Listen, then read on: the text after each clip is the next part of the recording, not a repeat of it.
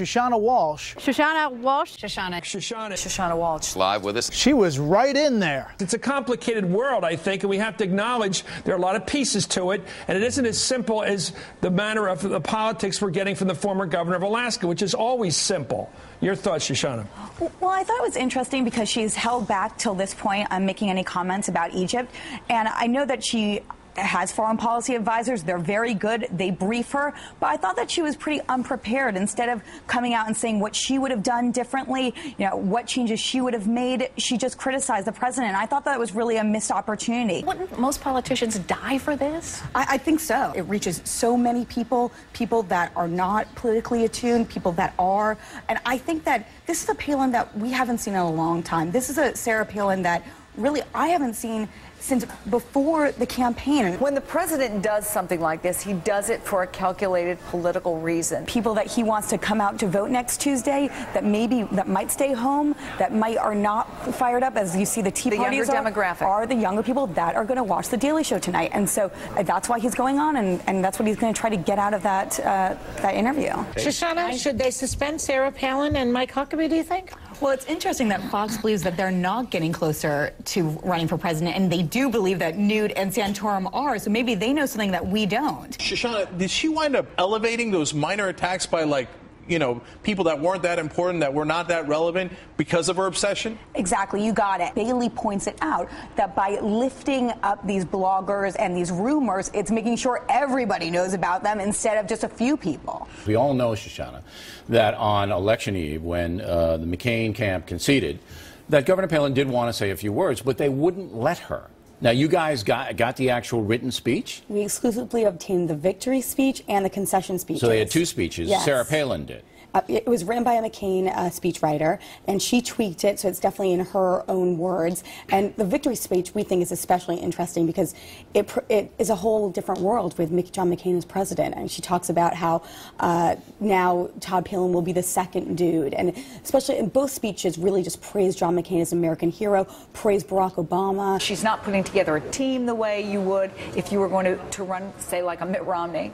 Right, and really all the potential 2012ers are not out there in the way they were. They're waiting until after the midterm elections, and then we'll see more ramping up. But I do believe that there are signs, even if they're just behind the scenes. In a story I reported this week, her staff is gearing up. Even though she hasn't tipped them off that whether she's running or not, her staff is ramping up. If you could give any candidate a text message, what would it be? Well, I think I would keep it short and just text Christine O'Donnell, go with the witch costume. Yeah, well, I think that would have some votes it on is the Halloween. thematic that has carried her this far. Why change now? Exactly. Right? Halloween's 2 days before Election Day. Just go with it. She should just embrace it. Absolutely. Yeah.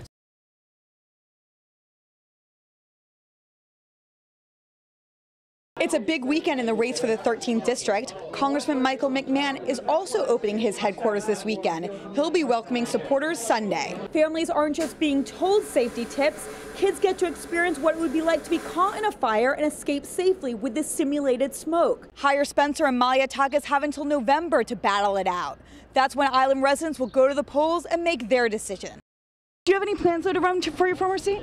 My plan is to enjoy this great parade. Former Congressman Vito Fossella isn't denying the buzz that continues to surround him about whether he will jump into the race for his old seat.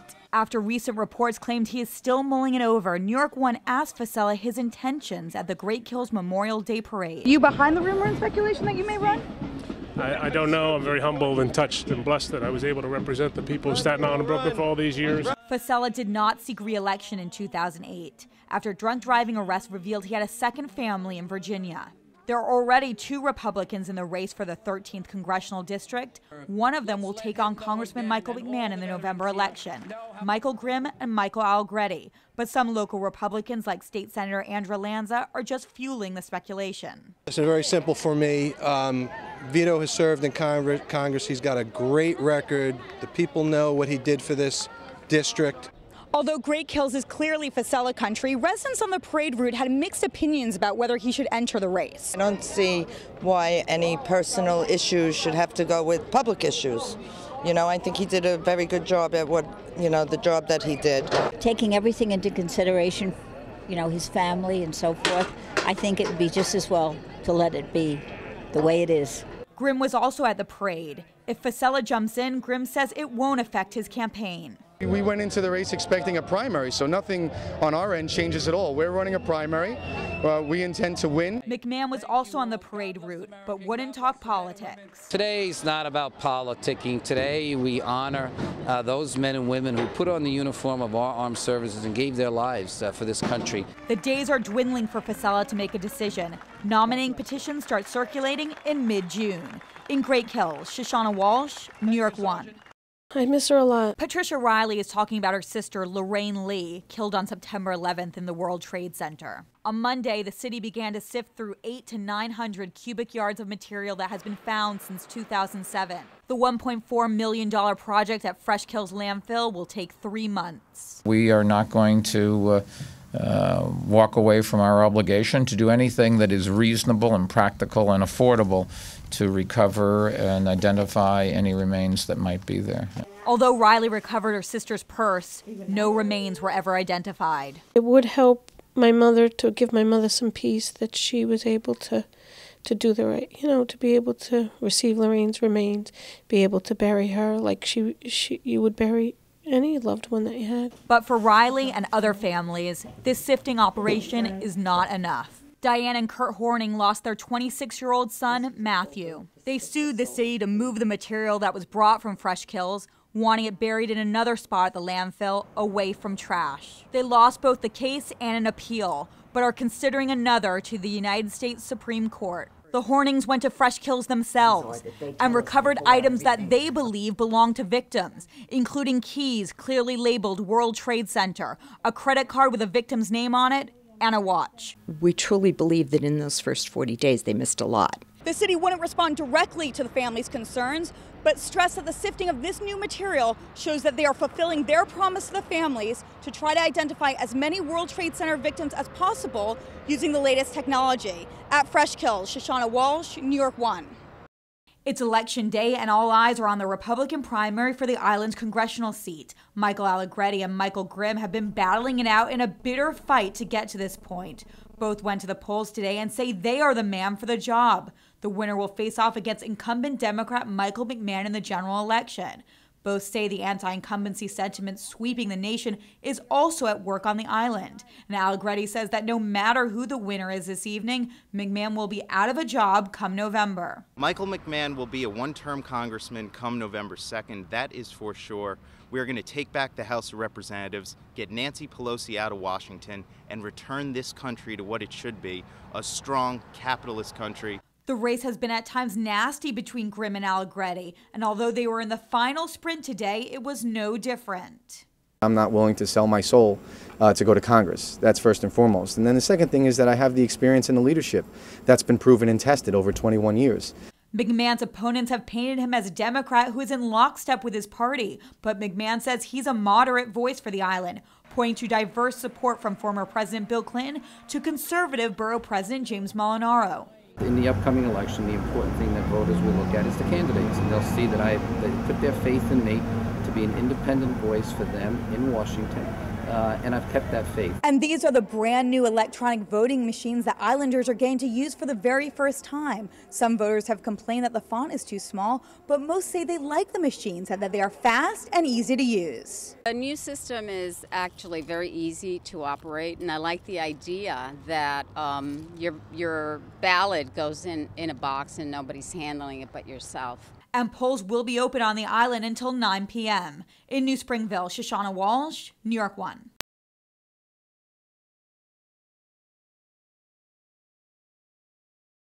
You can't just have a camera and not an editorial presence, because then you can't be sure of what the video is saying. They said, we're not going to send a camera if you don't let a producer in there. No way. You're not going to have those pictures of them shaking hands. It's not going to go anywhere. And then they relented. How many people knew? Around only 10 people knew as of last night.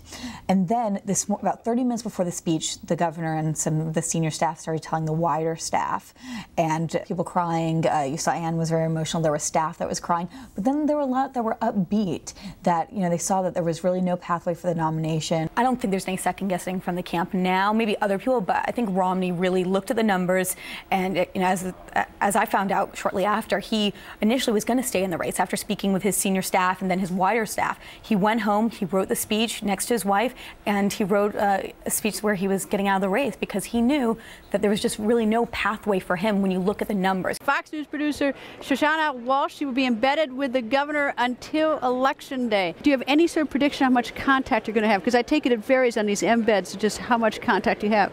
It does, and earlier in the campaign you have a lot more access in the primaries than you do now. I must confess, right now this is the best job I think in the business. I'm really excited, and over the past few days talking to people, everybody wants this job. Everyone wants to cover Governor Palin because so many people don't know anything about her. There she is. How you doing? I'm great, thanks. For the first time during the campaign, the press flew with Governor Romney to several campaign stops in South Carolina and Iowa. Like Air Force One, there's a hierarchy to press seating. They assigned the seats with some preference to certain news organizations. I sat second. Magazine losers such as myself were put in a relocation camp, a little gulag back here off to the side. Flying privately eliminates all of the security hassles and most of the weather delays. There's also the advantage of talking to Governor Romney in a more relaxed setting. I wanted to find out what he really thinks about the embeds that travel with him day in and day out. I think it's time for you guys to get a life. This is not interesting. This is not interesting. For you at least. For me, I get to meet all the people and talk to everybody. You get to just watch me meeting people and talking to people. The campaign also tried to set up rules for the press to follow on Air Romney, but that didn't go over so well. Initially, I thought it would be a neat idea if we could make everything off the record, unless it's put affirmatively on the record, but that created a little bit of an insurrection led by Michael Luo from the New York Times, the rebel leader. Standing up for the free press. The presidential hopeful let me know what he thinks he's in for during the upcoming frenzy. He doesn't think it'll go by quickly. Each day is going to be so full of news and developments that it'll be like every hour is a new day. As Governor Romney barnstorms his way through the early states, more press keep jumping aboard. We're a long way from when it was just the embeds, but we're still a long way from the nominee. From the Romney plane, Shushannah Walshe, Fox News. And not be out in front of the cameras, right? Because his next appearance is after the polls close, huh? Exactly. The next time we'll see him is when he either gives his concession speech or when he comes out and says, I won. Shushannah Walshe here live with us at St. Anselm College in Manchester. The Lebanese army moved their tanks closer to the Palestinian refugee camp, trying to surround the Fatah al-Islam militants. The fighting is undisciplined, with the army firing into 6-story apartment buildings over and over. Almost half of the civilians have fled the camp, but those that remain, close to 7,000 women, children, sick and elderly, are victims of this fight. Every family has 5 or 6 children here, and they can't feed them because of the situation. The militants inside the camp, their ideology is only death, but we want to live. Why don't they let us live? This is the 5th night the Lebanese army has pounded into the camp behind me. Talks continue during the day, but it hasn't slowed the constant barrage of fire each night. We are asking all the parties to facilitate access to the civilian populations because we are very, very concerned about the security of the people who are still remaining inside the camp. Military analysts say the army wants to stay away from entering the camp. They are not prepared for the street fighting or the political pressure they would receive. So they advance towards the camp, where the two sides fight until dawn every night. The Lebanese army uses Vietnam-era tanks to lob shells and jeeps that fire heavy .50 caliber machine guns. The sound alone, enough to terrify civilians.